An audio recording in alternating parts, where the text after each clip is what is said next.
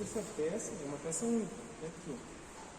Peça única. Isso aqui apodrece, Se você ver, tinha mais de 15 pedaços de remendo aqui. Então, cadê essa grossura? Eu tenho aqui mesmo, é um jato de carbonato de sódio. Mas daí você bate e perde. Ele pulveriza, né? Some. Aí ele já passou. Eu fiz aqui. Aqui é um primer epox. Aí passou para não primer enferrujar, né? é diferente do... Porque aqui eu já tirei essa peça. Eu já tirei esse pedaço. Aí a gente já passou. Agora faz o outro remendo aqui, depois faz a limpeza, eu passo.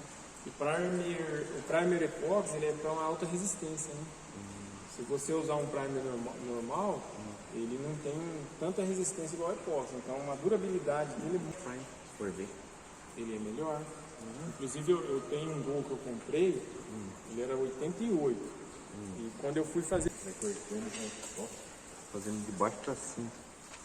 Tem que fazer a estrutura, né, do carro. É porque não adianta, tipo, você faz aqui só por cima e depois tá podre embaixo, né? O chassi dele ali a gente já fez também. Só falta agora fazer a limpeza e aplicar o epox. Ele vai. Estamos esperando ele tirar o câmbio ali para fazer a manutenção.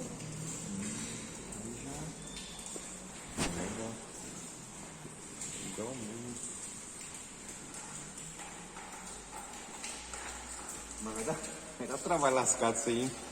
Mas faz parte, né? Tem que fazer, né? Porque não tem. E Fusca, quando você termina de fazer, ele fica durinho, parece carro novo, né? Sim, fica bem sim. Opa, vamos. Deixa eu só. Tá, não. Tá.